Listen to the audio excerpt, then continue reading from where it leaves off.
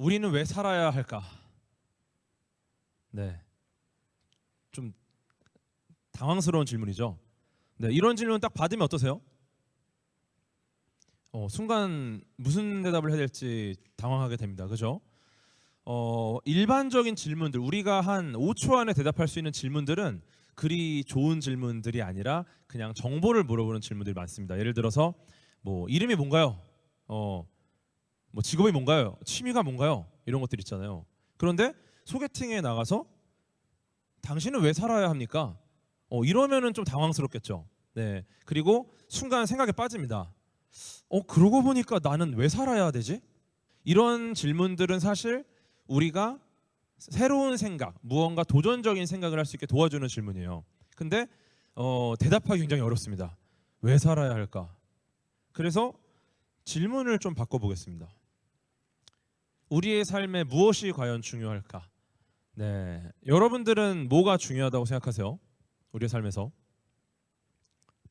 중요한 게 많이 있죠. 지금 뭐 떠오르시는 것도 있을 거고 사실 뭐 지금 이 강연보다 중요한 것도 많이 있겠죠. 그래서 강연을 보는 대신에 다른 거를 지금 보고 있을 수 있어요. 예를 들어서 주식. 지금도 강연을 보지 않고 밑으로 몰래 핸드폰으로 주식을 보는 분이 분명 있어. 그렇지 않습니까? 지금 아니라고 하시는 분들이 아마 살짝 보셨을 수 있어요. 끊임없이 보고 있는. 왜냐, 굉장히 중요한 겁니다, 이거. 네, 이게 지금 물렸나 안 물렸나를 알려주지 않습니까? 이게 굉장히 중요하고, 내가 어느 정도의 나의 재화를 넣었는가 그거에 대해서 다양한 고민거리를 던져주죠. 그래서 굉장히 스트레스를 받기도 하고, 너무 스트레스를 받으면 가끔 이렇게 180도 회전을 해서 보기도 하고, 그러면 다시 올라가거든요. 굉장히 중요한 문제. 우리의 삶과 직결된 지금 내 돈이 어느 정도 가치를 갖는가를 알려주잖아요. 그리고 그 옆에 있는 거, 지난주에 소개팅한 이성에게서 연락이 올까? 연락이 왔나? 지금 온 연락은 무슨 의미지? 이런 거를 알려주죠. 굉장히 중요한 일입니다. 지금 내 인생이 어떻게 될지 알 수 없는 상황이잖아요. 내가 어떤 경로로 어떤 삶을 살게 될지, 내 삶이 지금보다 나아질지 떨어질지 이런 것들을 고민하게 해주는 우리 연애나 여러 가지 사람들 사이의 관계에 대한 것들 지금 너무 중요한 일입니다. 그리고 시간이 계속 흐르잖아요. 타임 어택이에요. 다들 두 번째 거 뭐 지금도 뭐 많이 지금 두 분 오신 분도 많이 계시죠? 죄송합니다. 근데 세 번째, 우리가 과연 여가 시간을 어떻게 보낼까?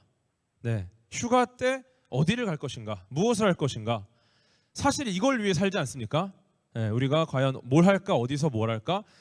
조금이라도 틈이 나면 뭘 하고 놀아야 재밌을까? 어디서 놀아야 잘 놀았다고 소문이 날까? 이런 것들을 고민하고 내가 내일 어디 갈지, 오늘 어디 갈지, 오늘 뭘 먹을지, 오늘 어떻게 쉴지 이런 고민들을 많이 하죠. 이런 것들이 사실 지금 중요한 문제죠. 그렇죠? 이것보다 중요한 문제 있어요 혹시? 뭐 있을 수도 있는데 대개 요 셋 중에 하나가 뭐 들어갑니다. 가장 중요해요. 뭐 이거 외에 또 좀 더 현실적으로 뭐 내 연봉이 내년에 얼마나 오를까에 대한 고민도 있을 수 있고, 내가 지금 내 통장에 들어온 월급이 얼마냐 이런 고민도 있을 수 있고. 근데 이런 고민들의 특징이 다 현재 지금의 고민이에요. 지금 나에게 가장 중요한 거고, 어떻게 말하면 지금 나에게 가장 중요하다가 아니라 나에게 가장 중요한 문제는 사실 지금입니다. 지금 떠오르는 기술이 뭔가, 지금 우리한테 바로 도움이 되는 기술이 뭘까, 우리를 편안하게 만들어주는 기술이 뭘까. 그래서 로봇 같은 경우 지금 뭐 이제 로봇이 너무 많이 발달됐죠. 로봇 청소기가 집안을 알아서 청소를 해주고요. 로봇 바리스타도 있어요. 로봇 바리스타도 이렇게 커피도 만들어주고. 그리고 뭐 이제는 뭐 로봇이 이 택배 업무를 한다는 이야기도 있고, 짐을 뭐 정리한다던가 여러 가지 기술들이 지금 발전해서 우리의 지금을 많이 바꿔놓고 있습니다. 그리고 반도체, 여러분 우리 반도체가 없으면 끝입니다. 여러분 핸드폰 반도체 들어가죠. 여러분이 사용하는 세탁기, 뭐 컴퓨터, TV, 냉장고 사실은 다 반도체가 들어가요. 양자역학이라는 학문은 이미 수십 년 전에 정립이 됐지만 그 학문을 바탕으로 굉장히 다양한 과학기술, 아주 작은 세계의 과학기술이 굉장히 빠르게 발전을 했고, 그 기술들을 접목해서 지금 최신의 우리가 누리는 모든 것들이 다 연결이 되어 있습니다. 지금 우리가 집에 가는 길, 지금 우리가 출근하는 길, 지금 우리가 누군가를 만나러 가는 모든 길에서 우리는 과학기술의 도움을 받습니다. 그런데 과학기술에는 이런 것들만 있는 건 아니에요. 굉장히 다양한 것들이 있습니다. 특히나 우주기술 같은 경우는 최근에 굉장히 빠르게 발전을 하고 있어요. 예를 들어서 화성 같은 곳에 가, 그리고 거기에 착륙을 합니다. 착륙을 한 퍼서비런스라는 탐사 로봇은 이렇게 화성을 다니면서 지형을 촬영하고 심지어 채취하고 바로 분석해서 분석된 결과를 지구로 보내기도 하고, 그리고 인제뉴어티라는 옆에 달린 조그만 요 귀여운 녀석 있죠. 지구가 아닌 다른 행성에서 처음으로 하늘을 난 비행체입니다. 소형 드론 로봇이에요. 이 두 친구가 마치 소닉과 테일처럼 화성을 다니면서 열심히 연구를 하는데 도움을 주는 자료들을 모으고 있습니다. 그렇죠?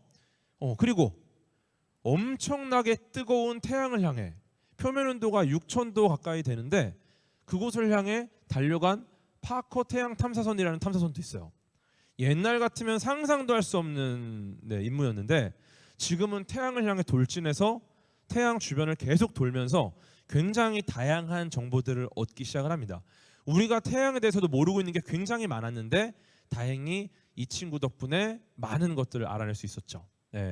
태양에 대해서 알아낸다는 건 굉장히 의미가 있습니다. 왜냐하면 지구는 결국 모든 것을 태양으로부터 가져왔고, 태양을 우리가 알아내면 알아낼수록 초기 지구에 대한 여러 가지 정보를 알아낼 수 있어요. 그리고 우리가 그렇다면 어떻게 시작됐는지, 그리고 앞으로 어떤 결과를 맞이할지, 이런 것들을 이제 우리가 알 수 있게 되죠. 나아가서 이제 약간 우주를 우리 집처럼 만들었어요. 국제 우주 정거장이라는 것을 우주에 띄워놓고, 심지어 사람들이 거기서 생활을 합니다. 먹고 자고 항상 상주를 하는 거예요. 대단한 일이죠. 굉장히 오랫동안 상주할 수 있게 준비를 해서 지구 밖에 있는 저궤도에서 인간이 상주할 만한 거주지 영역을 만들어냈습니다. 그리고 그곳을 향해 여러 탐사선, 유인 우주선들이 왔다 갔다 하면서 다양한 것들을 주고받고 다양한 실험들을 하고 굉장히 많은 성과들을 내고 있죠. 심지어 더 나아가서 이제 지구 주변은 좀 식상하다, 웬만한 건 다 알았다, 요거는 이제 민간한테 넘기고 약간 관광지로 쓰자. 우리는 어디로 가느냐? 달로 가자. 그래서 아르테미스 미션이라고 아예 달 주위를 도는 이런 정거장을 만들 계획을 갖고 있습니다. 루나 게이트웨이라는 정거장이고, 아르테미스 미션의 최종 목표라고 보시면 돼요. 보시면 여기 다 지구가 있죠?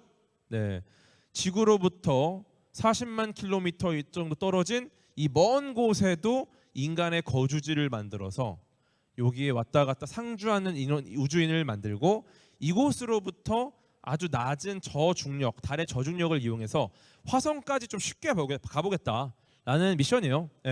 굉장히 영리한 미션인데 문제는 지금 발사가 2번이나 연기가 됐습니다. 2번 연기되면 어떻게 되는 거죠?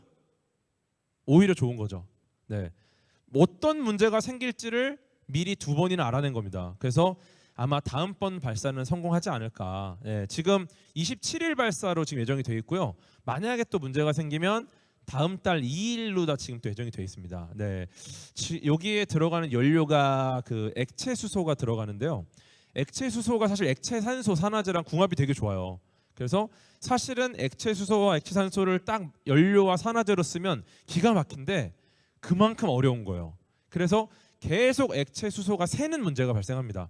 그 부분을 수정을 했는데도 또 새고, 수정을 했는데 또 새고, 그래서 이것을 해결하기 위해서 노력을 많이 하고 있고, 그래서 우리나라는 지금 연료로 케로신을 쓰고 있습니다. 액체 수소를 못 쓰고. 그만큼 어려운 기술이라 뭐 미국이나 러시아 뭐 몇몇 나라만 갖고 있는 기술이에요. 그래서 이게 잘 돼서 또 달까지 가는 걸 목표로 하고 있죠. 근데 이런 거 왜 할까요? 심지어 150만 킬로미터 떨어진 곳에 망원경도 갖다 놨죠. 이런 거 왜 할까요? 돈이 엄청나게 들었어요. 우리가 상상할 수 없을 만한 국가의 몇 년치 예산에 해당하는 돈을 여기다 부어서 150만 킬로미터 떨어진 곳에 제임스 웹 우주 망원경이라는 적외선 망원경을 띄워놨습니다. 네. 지금 최근에 나온 지금 거의 뭐 격주마다 사진을 내놓고 있는데 그 사진들은 우리가 한 번도 본 적 없는 것들을 우리에게 지금 전해주고 있습니다. 커튼에 가려져서 이곳 안에서 분명히 별이 탄생하고 있다. 그런데 아무도 본 적은 없어요. 그냥 과학자들의 뇌피셜이야. 그런데 제임스 웹 우주망원경으로 관측을 했더니 실제로 그 장막, 가스 장막 안쪽에 새롭게 만들어지는 별들이 관측이 됐고요. 그리고 아마 이곳에 초거대 질량 블랙홀이 있을 것이다. 근데 이것도 역시 알 수 없어. 정확하게 나오지 않아. 근데 이것을 보고 블랙홀의 젯을 확실하게 관측하고 이곳에 블랙홀이 있구나. 진짜로 초거대 질량 블랙홀이 있구나라는 걸 알아냈고요.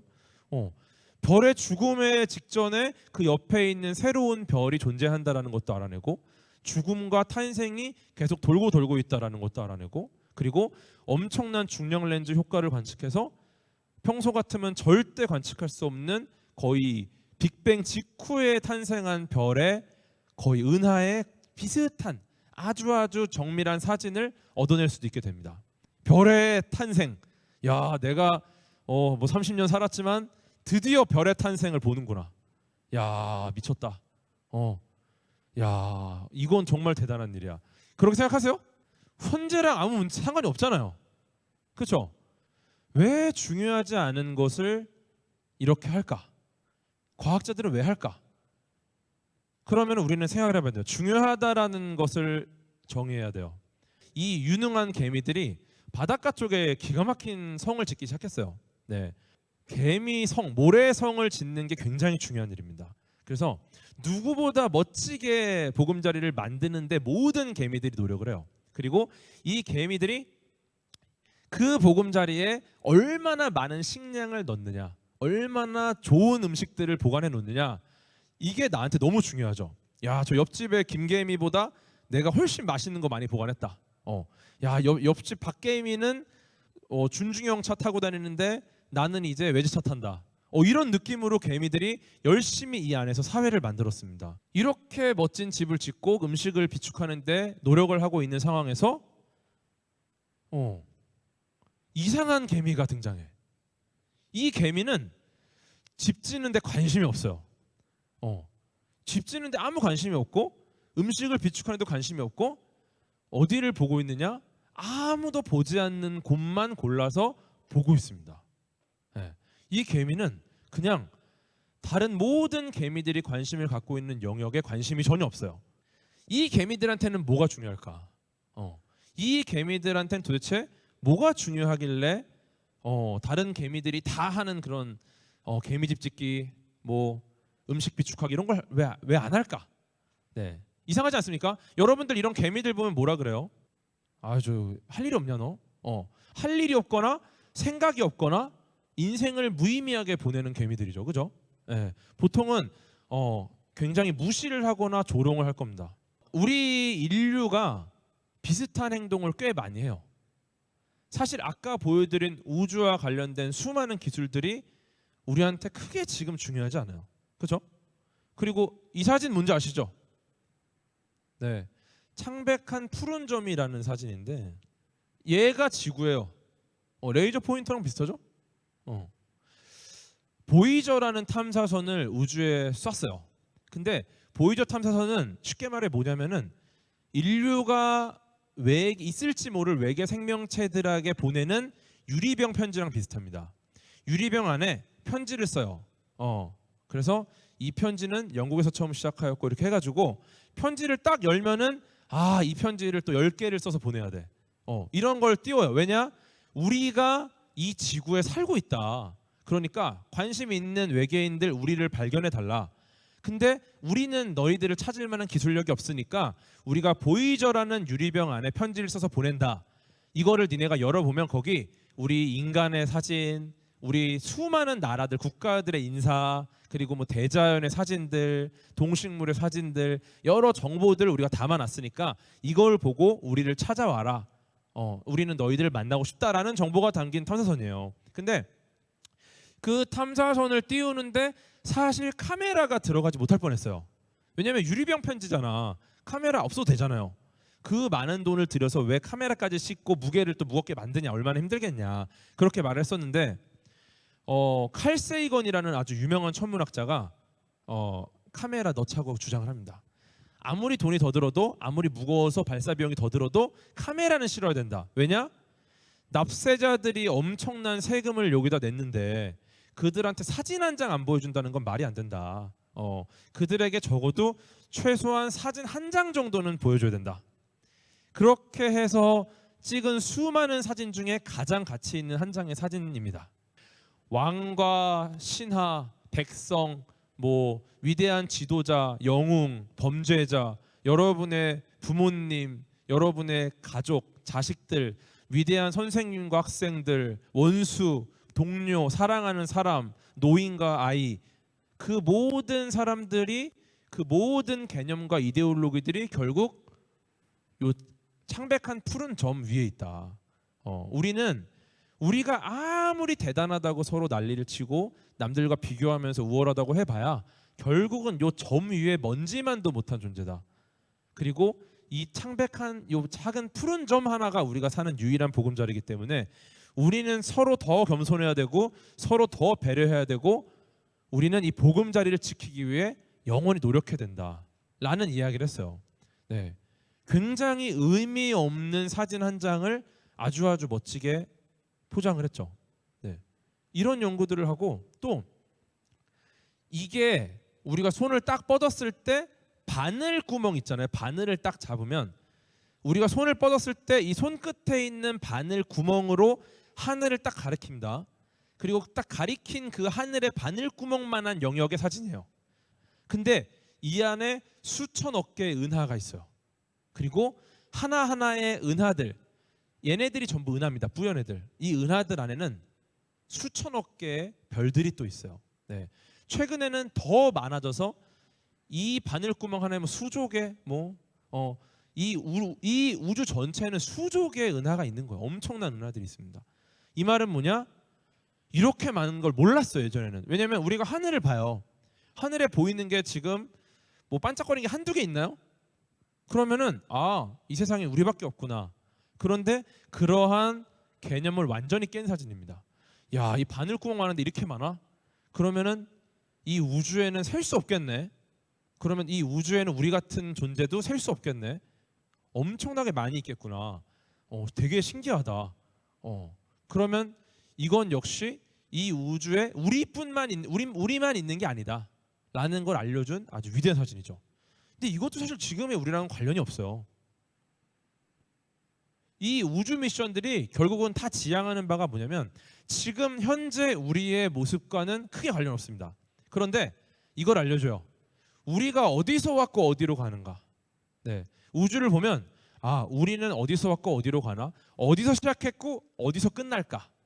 이 우주에는 모든 별들, 모든 행성들의 시작과 끝이 있어요. 우리가 길거리를 보면 신생아, 어머님이 안고 있는 신생아부터 노인들까지 쫙 있잖아요. 그러면 내가 어릴 때는 저랬겠구나, 내가 나이 들면 이렇게 되겠구나를 알 수 있는 것처럼 이 우주에 있는 모든 천체들을 관측하면 우리가 어디서 왔고 어디로 갔는가를 알 수 있습니다. 그리고 심지어 이 우주 자체가 어떻게 시작됐고 어떻게 끝날까도 알 수 있죠. 결국 우리가 어디서 왔고 어디로 갔는가가 궁금하기 때문에 이 우주를 보고 있어요. 그럼 나아가서 외계 생명체는 있을까? 이게 왜 궁금하냐? 만약에 우리가 없으면 궁금하지 않아요. 그렇죠?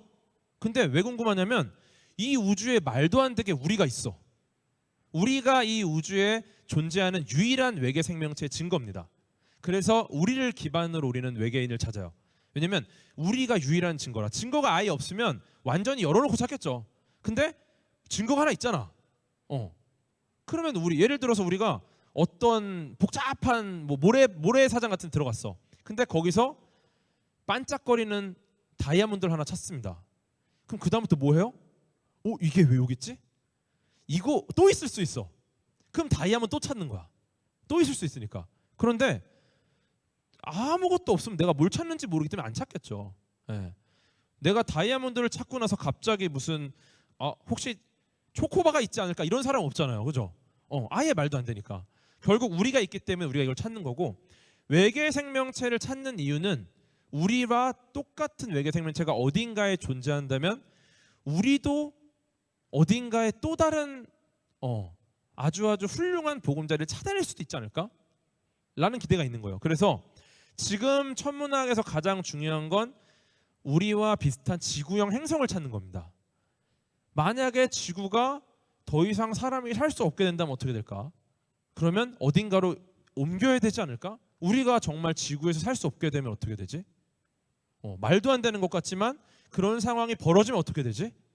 이게 궁금한 개미들이 이런 연구를 하고 있는 겁니다. 그래서 결국 우리의 목적은 이거예요. 우리는 영원히 살 수 없을까? 우리는 영원히 살 수도 있을까? 물론 여러분은 다 죽겠죠. 네, 저도 죽겠죠. 네, 여러분과 저는 100년 안에 죽습니다. 혹시 제 말이 틀리면 그때 말씀해 주세요. 네, 거의 100년 안에 다 가세요. 네, 이거를 넘어서기 위해서는 여러분이 굉장히 많은 노력을 해야 됩니다. 네, 그런데 기본적으로 그래요. 그런데 왜 영원히 살 수 있을까에 대한 고민을 하느냐? 결국 이게 우리 인류라는 종의 문제이기 때문에 그래요. 소행성이 충돌한다. 이것도 어떻게 생각하세요? 이거 영화에서나 있는 일이잖아, 그죠? 에이, 말도 안 돼. 지금 지구로 접근하고 있는 혹은 위험할 가능성이 있는 소행성들을 나사에서 열심히 관측하고 있습니다. 우리나라도 열심히 관측하고 있어요. 수많은 나라에서 우리를 위협할 만한 소행성을 계속 관리하고 있어요. 예. 왜냐면은 이것도 우리가 겪었었거든. 공룡이 이것 때문에 끝장났거든요. 예. 소행성이 떨어지면 환경이 엄청나게 바뀝니다. 지구는 아무 문제 없어요. 지구는 그냥 지나가다가 뭐 낙엽 같은 거 하나 붙은 거랑 비슷해. 근데 지구 위에 있는 생명체 중에 최상위 포식자는 그냥 끝장나요. 왜냐면 이 소행성이 지구의 환경을 바꾸고 이 뒤바뀐 환경 때문에 최상위 포식자가 누리던 대부분의 것들이 사라집니다. 그러면 그 다음 단계는 또 새로운 포식자가 등장을 하고 우리는 지금 예전의 공룡과 같은 상태가 되기 쉽겠죠. 예전에 공룡, 지구를 지배했던 공룡들, 우리가 주말에 시켜먹는 치킨만 남아있죠. 우리도 그렇게 될 수 있다는 겁니다. 그래서 굉장히 중요한 건데, 실제로 과학자들이 지금 지구로 가까이 오고 있는, 관리하고 있는, 발견할 수 있을 만한 소행성이 100% 중에 1%밖에 안 된다고 이야기해요. 예, 실제로 몰라요.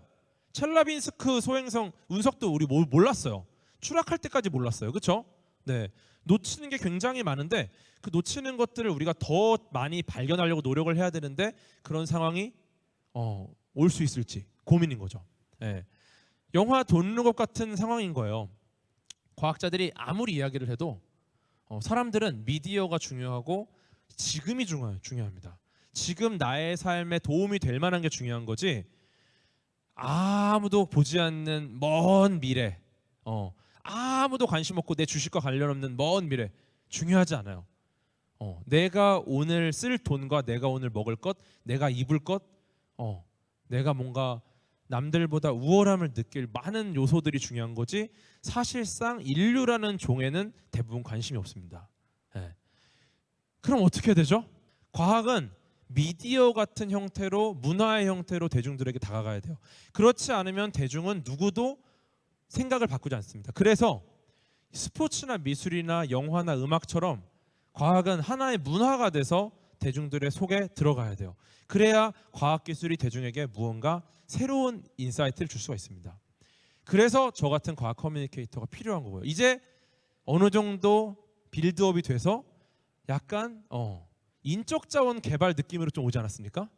네, 긴 시간을 돌아왔지만 여러분, 제 강연은 인적 자원 개발 컨퍼런스입니다. 네, 과학 커뮤니케이터라는 인적 자원이 왜 개발돼야 되느냐에 대한 이야기를 지금 드리는 거예요. 그래서 과학자와 과학 커뮤니케이터가 있고 어떤 차이가 있느냐가 또 궁금하실 거예요.